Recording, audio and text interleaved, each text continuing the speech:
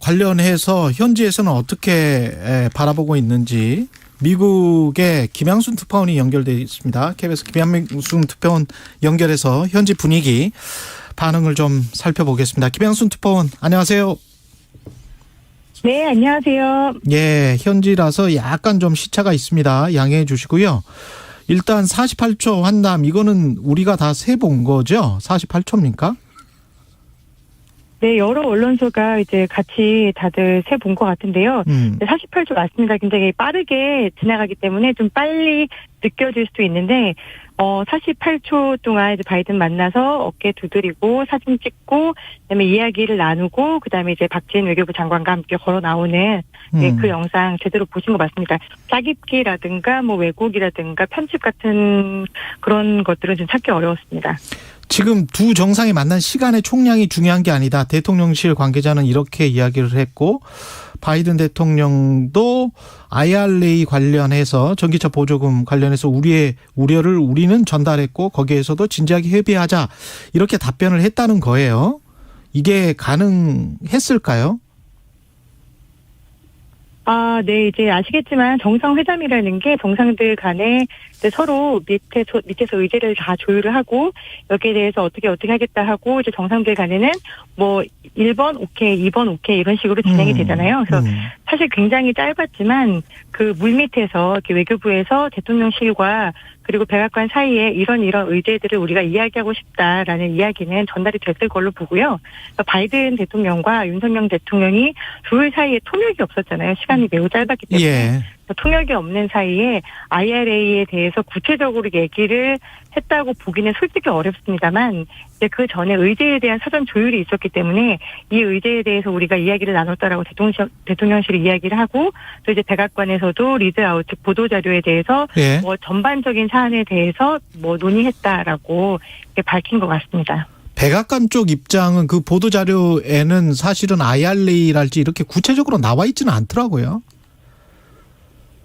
네, 백악관에서 나온 보도자료에서는 전반적이고 포괄적인 논의들 그동안 해왔던 것들에 대한 얘기를 나눴다라고 되어 있고요. 예. IRA 같은 구체적인 사안에 대해서 백악관실의 보도자료는 나와 있지 않습니다. 오히려 이제 기시다 일본 총리와의 어떤 면담에서 미국은 이제 우리가 바이든 대통령하고 만나서 얘기를 했었던 게 이제 글로벌 펀드잖아요. 글로벌 감염병을 이제 막자라는 차원의 글로벌 펀드였는데 거기에서는 일본이 뭐 얼마 정도의 기금을 쾌척했다 이런 내용이 들어 있었고요.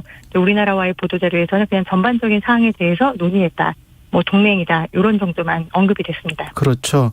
그리고 윤석열 대통령이 행사장에서 비속어를 사용한 것 이거는 국제적으로도 논란이 되고 있는 것 같은데 어떤 상황에서 나온 발언이고 미국 그 현지 반응도 궁금합니다.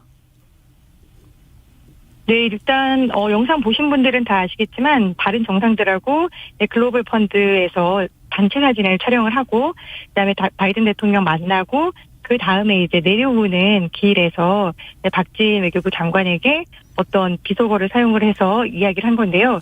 여기에 대한 이제 해석 어떻게 들리느냐는 대통령실의 해명도 있었고, 그 다음에 그 전에 우리가 직접 들어본 부분도 있었지만, 이게 미국 정가라는 게 우리나라 정가만큼 굉장히 말의 전파 속도가 빠릅니다.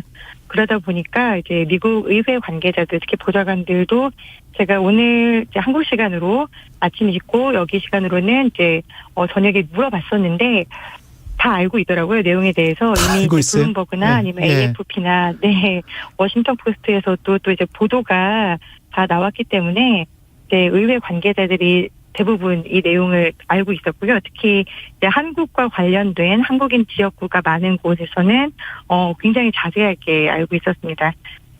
내용을 보시면 이 비속어가 어떻게 번역돼서 전해지느냐에 따라서 좀 차이가 있겠지만, 그렇죠. 이제 의회 보좌관의 말을 제가 그대로 전달을 좀 해보면은, 예. 꼭 익명으로 해달라고 이제 부탁을 했습니다. 이게 외교적으로 또 다른 나라 정상의 말을 비판하는 게 또 결례가 될 수도 있기 때문에, 그렇죠.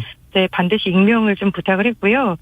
일단 뭐 이게 미국 의회든 한국 의회든 간에 의회를 대통령의 눈 아래로 본다라는 시선이 기저에 깔려 있다는 거를 윤 대통령이 굉장히 여과 없이 드러냈다. 이게 너무 어이없는 실수라서 최근에 이코노미스트에서 아마 많이들 보셨을 겁니다. 윤석열 대통령 비판하면서 손에 신발을 신고 다리에 넥타이를 맨 차파에다가 그랬죠. 이제 윤 대통령 기본부터 배워라라는 제목이었잖아요. 예. 그래서 그 이코노미스트 기사가 생각이 났다. 이제 이 기사를 한번 상기해 보면서 미국은 삼권 분립, 정치와 국정은 의회가 주도하고 있다. 삼권 분립 기반의 민주주의 제도를 만든 국가고 미국의 가장 오랜 역사를 자랑하고 있다는 점을 잊지 마셔라. 의회에 대해서 이제 이런 식으로 태도를 갖고 있는 부분에 대한 굉장히 불편한 심경을 좀 드러냈고요. 뼈 아픈 또 다른 지적이네. 보좌관은 다른 보좌관은 한국이 지금 한 달 가량 인플레이션 감축법 개정을 두고 공을 굉장히 많이 들이는 걸로 알고 있는데 그 법을 개정할 수 있는 곳이 의회라는 거 예. 알고 있지?라고 이렇게 물어보더라고요.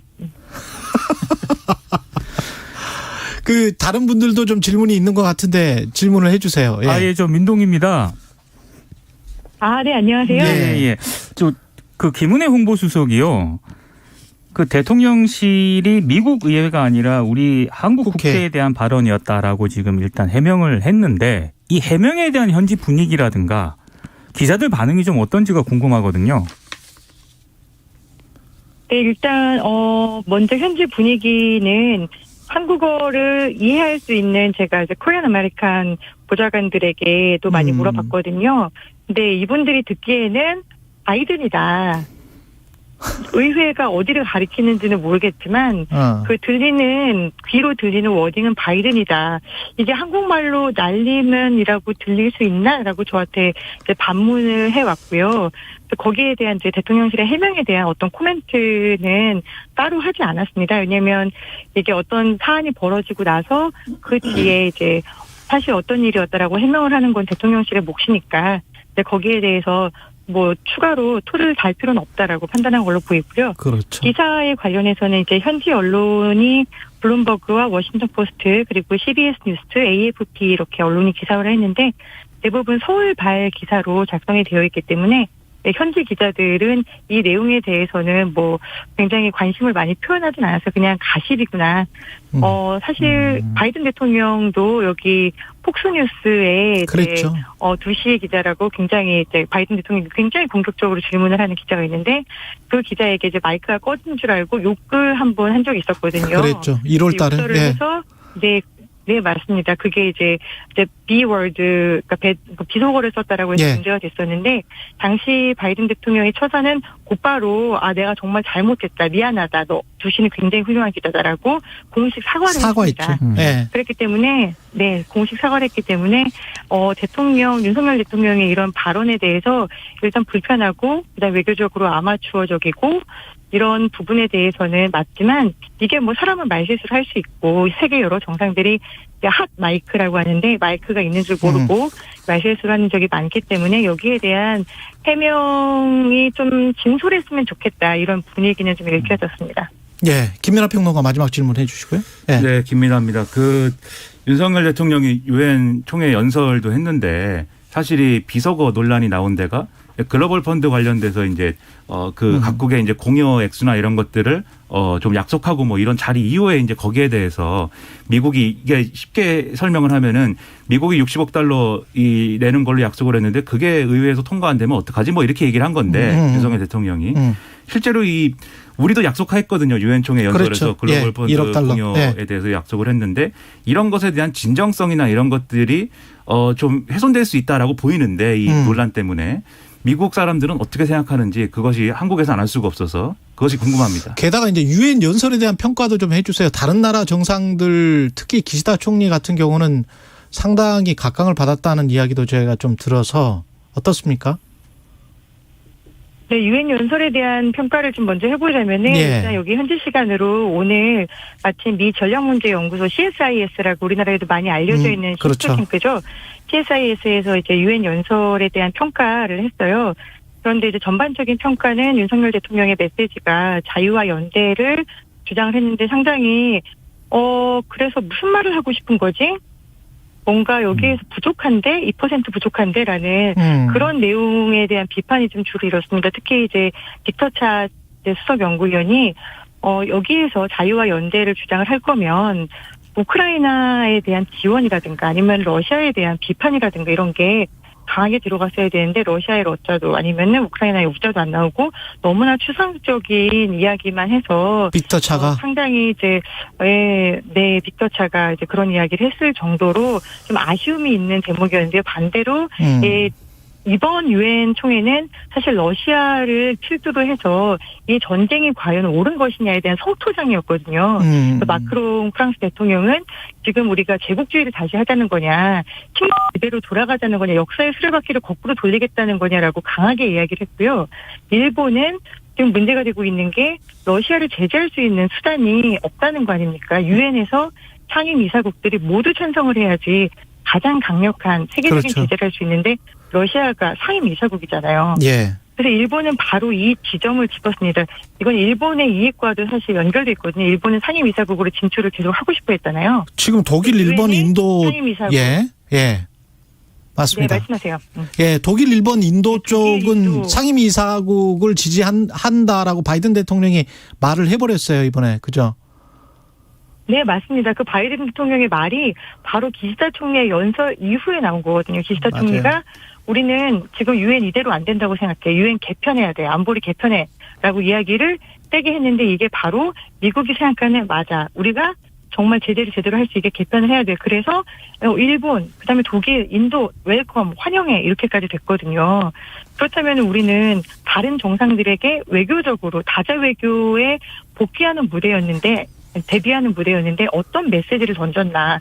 자유와 연대가 어떤 식으로 우리가 여기에서 역할을 할 수 있다는 이야기를 했나. 이런 아쉬움들이 좀 많이 남는 그런 유엔 연설이었습니다. 예, 여기까지 듣겠습니다. 워싱턴의 김양순 특파원이었습니다. 고맙습니다.